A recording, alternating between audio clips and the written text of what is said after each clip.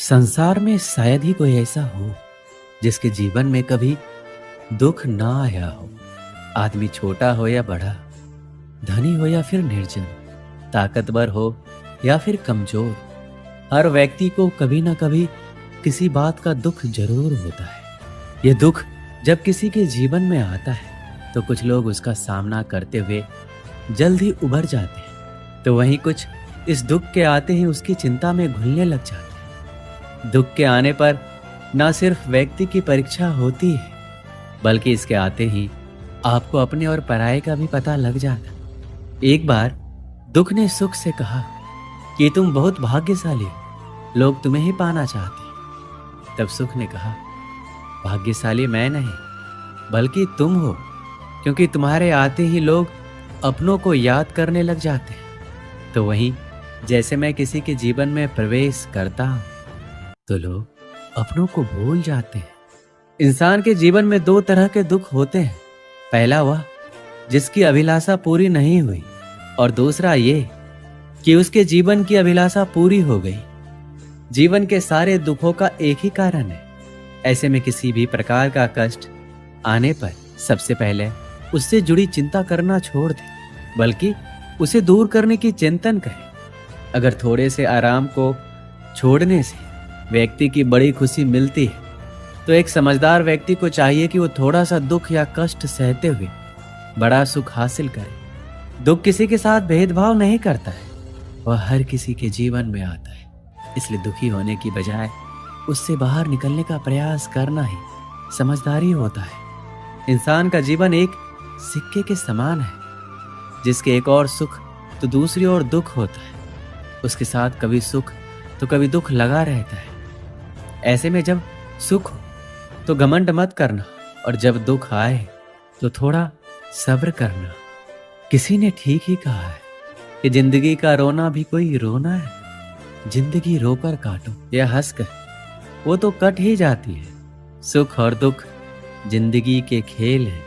इन्हें खेल की तरह खेलते हुए चलने का नाम ही जिंदगी है। अगर दुखों को नजरअंदाज ना किया जाए तो जीना मुश्किल हो जाता है। दुख का प्रत्यस्थ रूप जितना बड़ा दिखाई देता है, अंदर से वो उतना ही खोखला और कमजोर होता है। अगर विचारों को मजबूत बनाकर रखा जाए तो दुख हवा के झोंके के साथ गायब होने वाली पानी के बुलबुलों की तरह होते हैं। दुख, तकलीफ, आपदाएं इंसान की जिंदगी के साथ जुड़ी हुई ऐसी अप्रासंगिक घटनाएं हैं जो क्षति पहुंचाकर हमें विचलित कर देती है। कभी कभी तो अविवेकी इंसान सहन शक्ति के अभाव में अपना होश खो बैठता है। मुसीबतों को टालने की कोशिश करते हुए भी हमारा मन विचलित हो ही उठता है। आगे बढ़ने के सारे दरवाजे बंद होते देखकर सिर पकड़कर बैठने के सिवाय कोई और रास्ता नजर नहीं आता। आखिर ऐसा क्यों होता है? कारण है हमारी नकारात्मक सोच और चिंतन हम पर हावी हो जाते हैं। कहते हैं कि इंसान जैसा सोचता है वैसा ही बन जाता है। अगर सोच सकारात्मक होगी तो दुख में भी कहीं ना कहीं सुख की अनुभूति होगी। परीक्षा के समय आप देख सकते हैं कि कई छात्र डटकर सामना करते हैं, तो कई हार मान लेते हैं और डिप्रेशन में चले जाते हैं। या तो कई लोग परीक्षा देने ही नहीं जाते, कई तो कम नंबर आने पर अपनी जान तक देने की कोशिश करते हैं, बिना ये सोचे कि जिंदगी का बहुत ही छोटा सा पड़ाव है। प्रकृति ने हमें रास्ता बताया है कि दुख तकलीफों के समय रोने, सिर पीटने या डरने की बजाय अपने आप पर, अपने कर्मों पर विश्वास रखिए, जिससे कि आगे बढ़ने के लिए शक्ति, प्रेरणा और लक्ष्य मिले। किस्मत भी उन्हीं का साथ देती है जिनमें कुछ करने का साहस होता है। हर एक दिन एक जैसे नहीं होते। प्रकृति का नियम है कि रात के बाद दिन जरूर आता है। यहाँ कुछ भी स्थायी नहीं है। बुरे वक्त में हमें भी सुख रूपी सुबह का खुशी खुशी इंतजार करते रहना चाहिए, जो हमारे लिए एक नई ऊर्जा का निर्माण करती है। दूसरों से तुलना करके अपने भाग्य को कोसने की बजाय अपनी अच्छी बुरी आदतों, कमजोरियों और ताकतों को परखें और हिम्मत न हार कर आगे बढ़ते रहें। श्री कृष्ण कहते हैं, जीवन में कभी भी किसी चीज को लेकर अभिमान नहीं करना चाहिए, क्योंकि पत्थर जब पानी में गिरता है तो अपने वजन के चलते ही उसमें डूब जाता है। जिंदगी अध्यापक से ज्यादा सख्त होती है, क्योंकि अध्यापक आपको सबक सिखाने के बाद आपकी परीक्षा लेते हैं, लेकिन जिंदगी परीक्षा लेकर आपको सबक सिखाती है। जिस तरह हवा कभी भी एक दिशा में नहीं बहती, समय समय पर बदलती रहती है, कुछ ऐसे ही आपकी किस्मत भी है जो समय समय पर बदलती रहती है। इसलिए जीवन में आने वाले किसी भी दुख, नाकामयाबी से कभी निराश ना हो। मनुष्य के जीवन में कभी भी समस्याएं या फिर कहें चुनौतियां कभी भी यूं ही नहीं आया करती है। इनके आने में एक संदेश छिपा होता है कि आने वाले समय में आपको जीवन में बड़ा बदलाव लाना है। यदि आप चाहते हैं कि आपको अपनी मेहनत का पूरा फल समय पर मिले, तो आपको उसके करने का तरीका या फिर कहें तो खुद के जीवन में बदलाव लाना होगा। खुद को भीड़ का हिस्सा बनाने से रोकना होगा, क्योंकि भीड़ में जाने वाले व्यक्ति की पहचान कहीं गुम हो जाती है। सफलता अंतिम नहीं है, असफलता घातक नहीं है। यह आगे बढ़ते रखने का साहस है जो मायने रखता है कि सफल सिर्फ सपनों के लिए मत बनो, बल्कि उनके लिए भी बनो जो तुम्हारा मजाक उड़ाते हैं। तुम्हारा सबसे बड़ा दुश्मन तुम्हारा खुद का आलस है। इंतजार मत कीजिए, सही समय कभी नहीं आता। छोटे मन से कोई बड़ा नहीं होता, टूटे मन से कोई खड़ा नहीं होता। वक्त के साथ चलना जरूरी नहीं, सच के साथ चलिए। एक दिन वक्त आपके साथ चलेगा। तकदीर भी बदलेगी, तस्वीर भी बदलेगी। हिम्मत ना हार, हाथों की लकीर भी बदलेगी।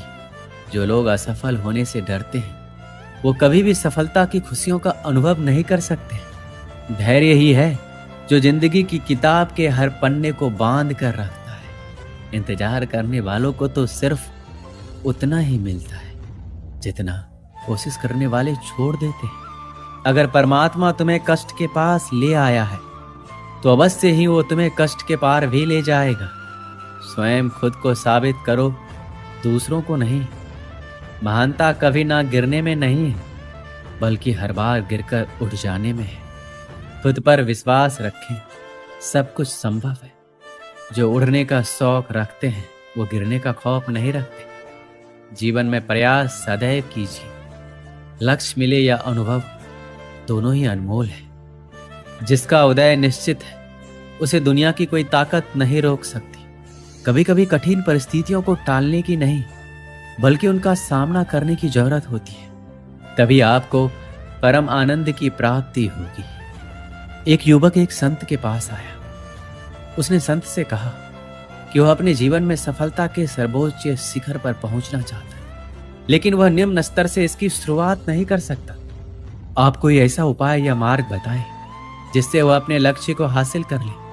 संत मुस्कुराए और बोले, जाओ बगीचे से एक गुलाब का सबसे सुंदर फूल लेकर आओ। शर्त यह है कि तुम जिसे पीछे छोड़ दोगे, उसे दोबारा नहीं तोड़ सकते। युवक शर्त मान गया और बगीचे की ओर चला गया।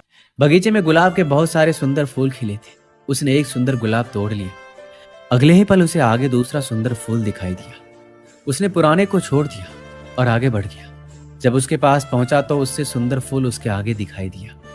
वह फिर आगे बढ़ गया। ऐसा करते करते वह बगीचे के आखिरी छोर पर आ गया।